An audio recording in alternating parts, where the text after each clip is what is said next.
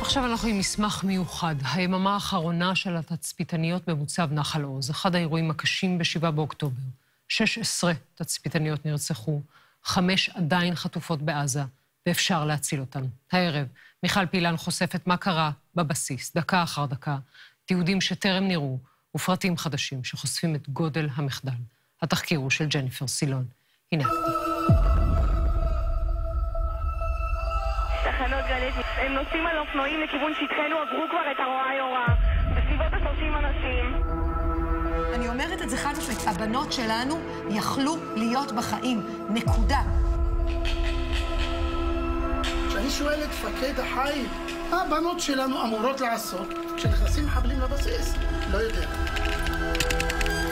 עם מלחמה בחגים אמרו להם, אבל לא התכוננו לכלום.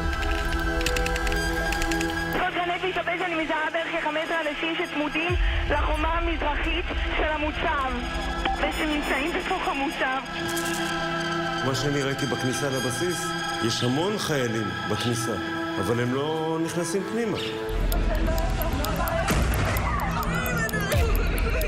שיקרו לנו ועדיין משקרים לנו.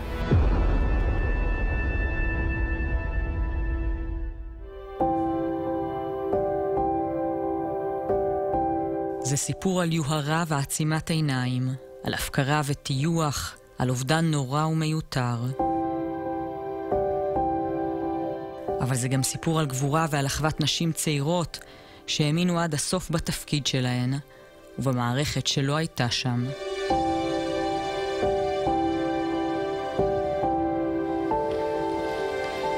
זה סיפור על הורים שנאבקים לגלות את האמת, יחד איתם הרכבנו את פיסות הפאזל הבלתי נתפסות של היממה האחרונה של התצפיתניות של נחל עוז. והגילויים האלה רק מגדילים את סימני השאלה. כיף ליאל!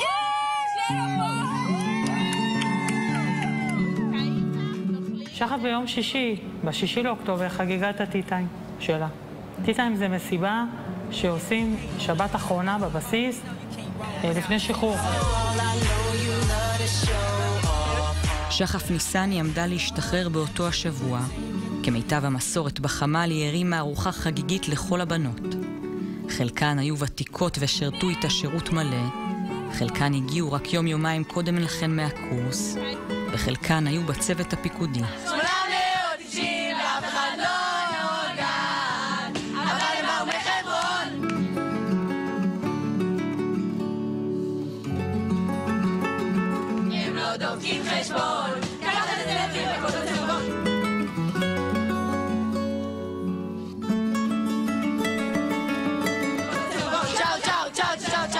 אבל כמו תמיד, כולן היו חלק מהחגיגה. מי שהייתה במשמרת בחמ"ל הוחלפה על ידי חברה כדי שתוכל לבוא לקחת חלק, וחזרה לעמדה. הדיסקו האחרון, The Last Disco, ככה שחף החליטה לקרוא לסעודה שלהן. וכל הלילה הן שרו ורקדו. לחמ"ל, שנחל עוז, רק תבואו, לחמ"ל, שנחל עוז. פעם ראשונה נכנסתי מהאוטו לבסיס, והבאתי לה את כל הדברים, ואת כל האוכל, ואת כל הקישוטים. היה יום שישי שקט. וזה משהו שאני יודעת משחף, שימי שישי זה ימים של הפסדים, וימי שישי זה אקשנים ובלגנים. ואני אומרת לה, מה קורה? למה שקט כזה? לאף אחד זה לא נראה מוזר שתקופה של לפחות שנתיים לא קרה דבר כזה. אין בלגנים בגדר, אין עברות צמיגים, התפרעויות, אנשים שמתקרבים לשם, ולאף אחד זה לא הדליק נורה. לבנות כן, אבל לממונים לא. השקט של יום שישי הוא לא הנורה היחידה שנדלקה אצל התצפיתניות בנחל עוז. אני יודעת שבחודשיים האחרונים לפחות, כל הנושא של הפסדים היה כבר מאוד קיצוני, כאילו היה הרבה נשק חם גם על הגדר, ויש לא מעט התכתבויות שהיא אומרת לי, עד שאני לא מחוץ לשער, אז אני לא יוצאת. מה קורה? לא סבבה, הם ממשיכים לראות בנו, ולא נראה כאילו הולך להיות הפסקת אש. אנחנו הולכות לסגור את השבת הזאת, אנחנו לא יודעת מתי נצא. להמשיך. לא יודעת מה קורה פה, לא הכל מספרים לכם ולא הולך להיות הפסקת אש בקרוב. תקשיבי למה שאני אומרת לך. אני כבר שבר כלי. ביום רביעי בבוקר היא נעמדת בכניסה לבית והיא אומרת לי, אבא רותח שם. הם יודעים עלינו הכל. היו שיחות קודמות של חודשים אחורה. את המצלמה הזאת לא תקנו במקטע הזה, והפרצה פה פתוחה ועדיין לא סידרו, ואתה יודע, אבא, החוליות הטכניות לא מגיעות כי הן מפחדות. תקופה ארוכה הן הבחינו בפעולות חריגות על הגדר, במחבלי חמאס שעוקבים אחרי כל צעד שלהן. בזה אחר זה חושפים בפנינו ההורים את רשימת ההתראות של הבנות שלהן, העיניים שראו הכל ודיווחו, אבל אף אחד לא הקשיב להן. כמה חודשים לפני, שחף כל הזמן אמרה שמעבר לגדר, הם עשו מהן כמו מבנים כאלה, והם היו מתאמנים שם. אז הם אמרו לנו, לא, עזבו אותם בשקט, הם שקטים שם, שעשו מה שהם רוצים בחלק שלהם. והיא אמרה, בתקופה הזו שהיא הייתה, היא אמרה, אמורה להיות פשיטה. תדריך יומי בחמ"ל בערב זה פשיטה. כל ערב, פשיטה. גם המג"דית הקודמת שעזבה חודש לפני, היא בעצם חילקה איגרת, שבעצם מדברת על תרחיש של פשיטה. יום אחד קוראת לקצינה, אמרת, תראי, אלה מחבלים, הם מתקרבים לגדר. הם יושבים עם מפות ומסרטטים. אני אומר לה, למה אתם לא יורים עליהם? אין להם נשק, אסור לנו לירות עליהם. הם הכירו את בסיס נחל עוז בעל פה. הם צופים עלינו, הם אמרו, הם צופים עלינו. אביב, כל התקופה האחרונה, היא אמרה שמתקרבים יותר לגדר, שמתקרבים עם רכבים, ששמים מטענים מעל הגדר, שיש ניסויים עם בקאי, הטרקטורון המעופף. תמיד שאלתי את עדי, למה הם בלי נשקים, למה לא נותנים להם? למה הם לא נמצאות רחוק בכלל מהמקום, כי אין שום טעם שישבו שם? ביום רביעי שהיא חזרה לבסיס, אחרי שהייתה איתנו בחג, אז היא אמרה לי בבוקר לפני שנפרדנו, אמא, אחרי סוכות תתכוננו. הם כנראה ידעו. הם ידעו שהולך לקרות משהו גדול, ומי שהיה צריך לעצור את זה, לא עצר את זה בזמן. כל החגים היה התראה ברק שחור, כוננות מוגברת. ובכל זאת חצי סבב הלך הביתה. היא אפילו שהגיעה יום לפני זה, לבסיס, היא אמרה לי, אבא, יהיה משהו גדול בנחל עוז.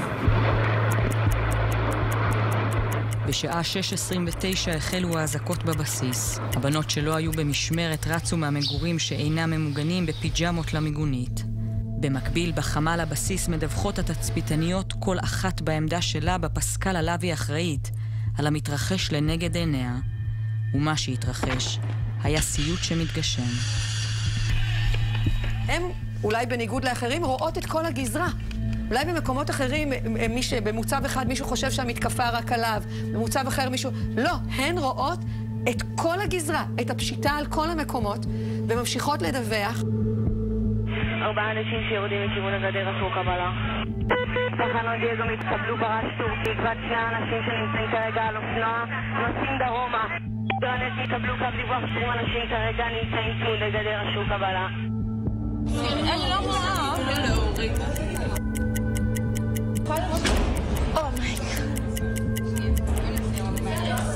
אמא בטח דואגת של אחראית. אני רוצה לדבר מי?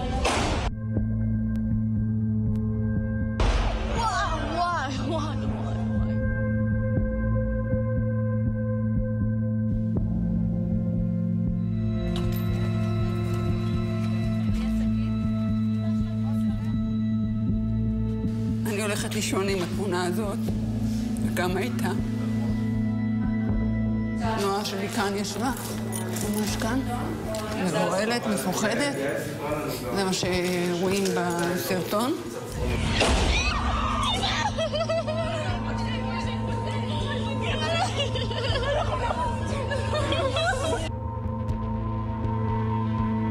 הזמן הזה פה, הישיבה שלה כאן, לקח לי זמן עד שדייקתי בדיוק את המקום. וכל פעם כשאני מגיעה, אני עומדת כאן, ואני רואה את שחף, ואני כבר מכירה את הבנות שלא הכרתי אותן קודם, ואני יודעת לזהות. דניאלה צילמה, ואביב פה, ואת שי פה, ואת כל הדינמיקה ביניהם. איך זה? וואו, זה מסלים! שחף על הבית! יש משהו שאני היום עסוקה בו זה איך הילדה שלי, והוא היפה מרשימה עם קריזמה שכולם מדברים על זה שהיא הייתה עם ביטחון ולא הייתה לה, הגיעה ומסתכמת לכדי הגוף הקטן הזה שיושב כאן יחף ומחכה.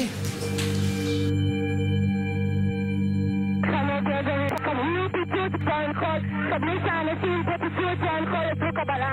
קבל שאני מזהה שהם רצים לכיוון המוצב.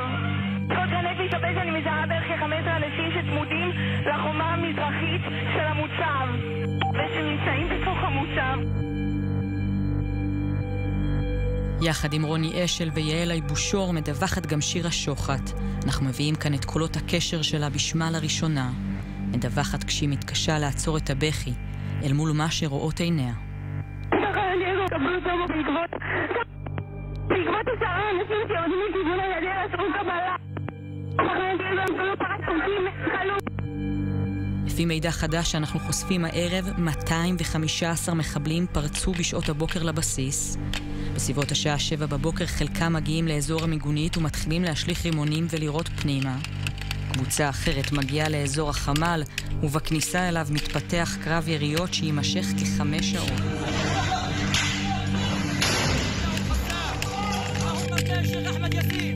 ארבעה לוחמים מגדוד 13 של גולני ינהלו את הקרב תוך כדי שהם יוצאים ונכנסים לחמ"ל. ביניהם גם הגשש אברהים חרובה. כשבתוך החמ"ל 8 תצפיתניות יחד עם הקצינה שלהן סגן שיר אילת ממשיכות לדווח. אילת אפילו יורה ברועה יורד שהכלי מנוטרל. יחד איתן 9 חיילים נוספים בסמבציות. הדלת של החמ"ל היא דלת חשמלית. מורידים את החשמל, אז הדלת נפתחת. כולם חשבו שחמ"ל זה מקום מוגן, אוקיי? שכאילו יש את כל האמצעים, את כל אמצעי הכיבוי, את כל אמצעי הנעילה, את כל אמצעי המילוט, כל מה שאת מדמיינת ושזה בונקר, אוקיי? כל מה שאנחנו מדמיינים שחמ"ל אמור להיות, ההפך. ובשלב הזה, כשמבינים כבר שאין יותר מה לעשות, אז כולם נמצאים בחדר של הקצינה, של שיר אילת, שזה חדר פצפון, שאי אפשר לדמיין שבכלל מצליחים להיכנס לשם 22 אנשים. בתוך החמ"ל, בחדר הכי האחורי בחמ"ל, וחרובה עומד בכניסה. אחרי שאין להם קשר, אף אחד לא מגיע להציל אותם, ואין להם נשק. הבן אדם עומד שם, אבא ל4 ילדים, עומד בכניסה לחמ"ל, ואנחנו יודעים שהם בחושך, מתחת השולחנות ביחד. בסביבות השעה 28 במיגונית מתנהל גם קרב קצר. עדן נמרי מפקדת רוכב שמיים יחד עם 4 לוחמות שלהן היחידות עם נשק. נמרי נהרגת בקרב.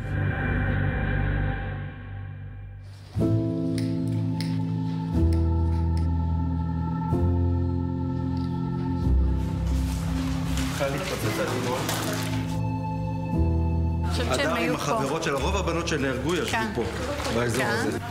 רובן נהרגו פה, הבנות שלו נהרגו ונחטפו כמובן. יש לי תמונות של הדר שהיא עומדת פה והיא מסתמסת והיא שולחת לנו הודעות שהכל בסדר. לאמא שלה היא שולחת הודעה רק שתדעי שהכל בסדר 2 דקות לפני שהיא נהרגה, כשהיא שומעת את כל ההרג בחוץ, את כל המלחמה בחוץ. כמו רוב הבנות פה, 7:38, זה השעה שנותק הקשר.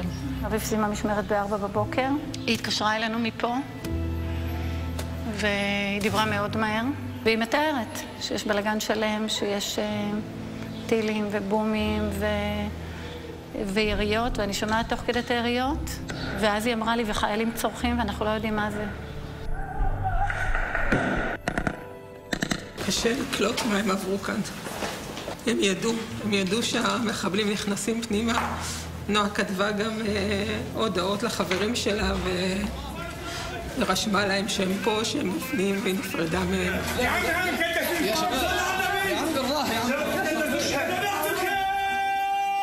קשה לי לחשוב על מה שהם עברו כאן,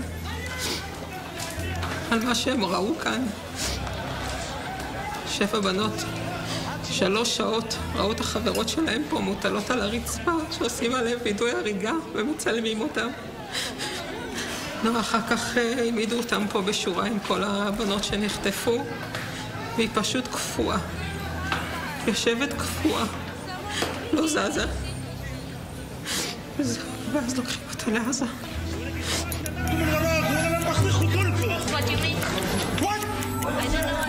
3 שעות ישבה נועה מרציאנו קשורה ופצועה במיגונית. נראית כאן בסרטון החטיפה לראשונה באישור הוריה. היא הוחזקה יחד עם 6 חברותיה ששרדו את הירי. אורי מגידי שחולצה מעזה בידי צהל. קרינה הרייב, לירי אלבג, דניאלה גלבוע, אגם ברגר ונעמה לוי שעדיין חטופות בעזה. 3 שעות בהם המחבלים חגגו, התפללו, חטפו אותן בג'יפים צהליים ואף אחד לא היה שם להציל אותן. לא אותן ולא את 7 החברות שנרצחו באכזריות. הבנו בשלב מסוים שאנחנו לבד, שלא רק שאין צבא, כל המדינה איננה. הכל קרס. הבנתי את זה וקמתי, ומה שאני ראיתי בדרך ומה שאני ראיתי בכניסה לבסיס, יש המון חיילים בכניסה, אבל הם לא נכנסים פנימה. וכשאני שואל אותם למה אתם לא נכנסים, הם אומרים לי כי יש מחבלים בבסיס. אז זה מה שאמרו לך? זה מה שאמרו, יש מחבלים, הבסיס לא מתואר. באיזה שעה זה? שעה 2. אז מי יתאר אותו ממחבלים? מי צריך לבוא? האזרחים? אתם החיילים, אתם עם נשקים כאן.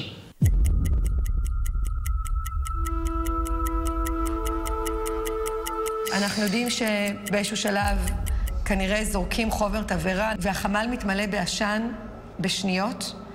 הם מתחילים לצאת מהחדר, הבנות מלבד מאיה, שהצליחה לצאת מהחלון ולהציל את עצמה. הן כולן מהיציאה מהחדר של הקצינה שיר אילת בדרך ניסיון להימלט מהחמ"ל, נופלות אחת על השנייה. מאיה כבר מתארת כשהיא כבר הצליחה לעבור במסדרון, הם היו כבר מוטלות שם. 7:30, 8:30, 9:30, 10:30, 11:30. הטלפון האחרון של חרוב על המשפחה שלו זה ב10:50.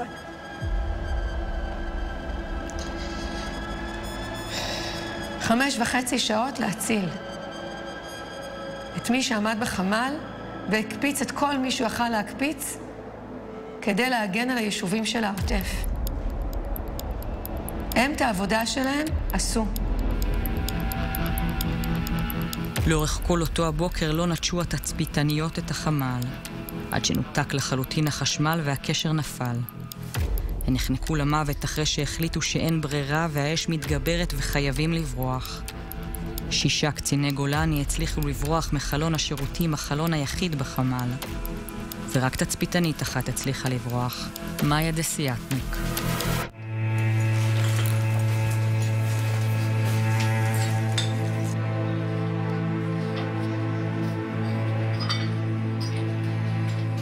אנחנו עומדים פה כולנו במקום שהטמפרטורה הייתה מעל 1000 מעלות, זה לא נתפס. מטורף,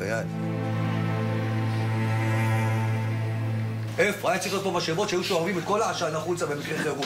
איפה הדברים האלה? אני יודע, אבא שהיה מחבש. אני יודע, מכיר את הדברים, סליחה שאני ככה וזה, כי זה אוכל לי את הנשמה כל פעם שאני נכנס לכאן מחדש. פה היו הרבה דברים. אם היו נכון פה, לא היה פה עשן, הם יכלו להינצל גם. אני נכנס תמיד לחמ"ל, ואני שומע את החדר תקשורת. היא לא נפגע, והוא לא נשרף, והוא לא נגרס. למה? כי הוא היה נעול.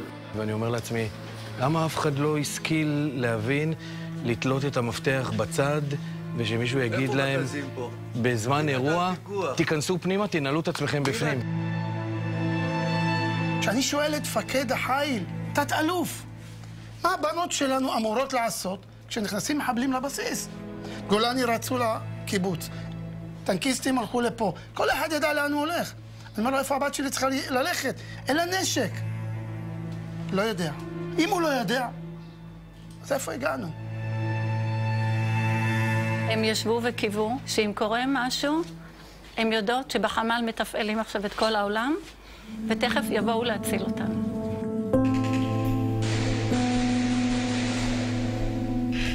כמעט שנה עברה מאז אותה שבת שהן ישבו וחיכו שיצילו אותן. ומאז אותה שבת ההורים שלהם עדיין מחכים לתשובות. בימים אלו הם מנהלים מאבק מול הצבא לקבל את כל הקלטות הקשר של הבנות. ועדת חקירה ממלכתית, אפילו לא על הפרק. שחף הייתה במשמרת בין 12 ל-4, ואחר כך עוד שעתיים כוננית. אם הודיעו לראש אמ"ן ב-2 בלילה, אז מן הסתם זה במשמרת של שחף. אז אני רוצה לדעת אם באמת הם ראו משהו. סביר להניח שהם ראו. עדי הרי הגיעה מהמיגונית לחמ"ל, והיא ראתה את המחבלים הראשונים שנכנסים פנימה, ושביקשתי הקלטות, אז גם אמרו, כאילו בהתחלה מאוד גמגמו, ואחרי זה אמרו, לא, אין הקלטות של עדי. אני חושב שהצבא לא מוסר לנו את כל המידע. אנחנו רוצים לדעת את האמת, אנחנו רוצים ועדת חקירה ממלכתית בלתי תלויה. 16 תצפיתניות של מוצב נחל עוז נפלו, רק 2 ניצלו, 5 עדיין חטופות בעזה. ערב קודם עוד ישבו וחגגו ושרו במקום שראו בו בית. ערב שהפך עכשיו למזכרת האחרונה. חיילות של אף אחד הם קוראים לבנות שלהם. חיילות שהיו מסורות כל כך לתפקיד שלהן, לאחריות שקיבלו. אחריות שאף אחד לא התייחס אליה ברצינות שהן דרשו. 16 נשים צעירות, כל אחת עולם שלם של חלומות ואהבות ותקוות, שנרצחו באופן האכזרי ביותר בידי חמאס, והופקרו למותן בידי המדינה והצבא שלהן. שומעת את הפורמט שכל הבנות דיווחו. אומרים קבלו, ואז אשרו שקיבלתם את זה. אז אני אגיד את זה בשם כל הבנות. מדינת ישראל קבלי, אין לי ילדה. אשרי חקירה.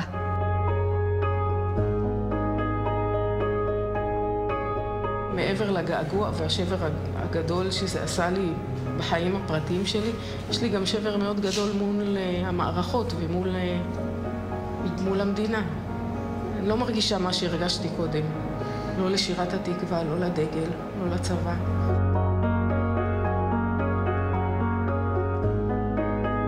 למה אני צריכה לקבל מילדה שלי? במאה ה-21,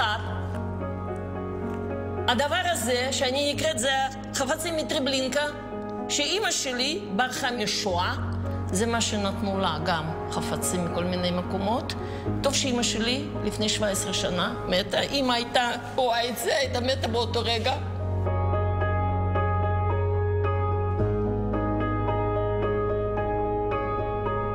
יש לי כאב אדיר על זה שכל יום אני מגלה שהפקירו אותם. לא נתפסתי בדעת. כאילו איך הם נתנו לזה לקרות, איך הם החזבו אותם. ואני נתתי את הילדה שלי, נתתי להם אותה. יש לי איזה צער אחד גדול, כי הם לא נלחמו להציל אותם.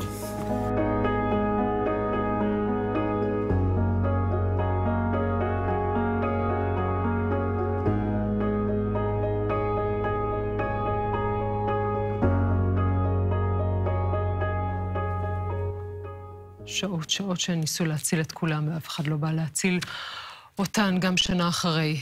קשה להאמין גודל המחדל וההפקרה כאן.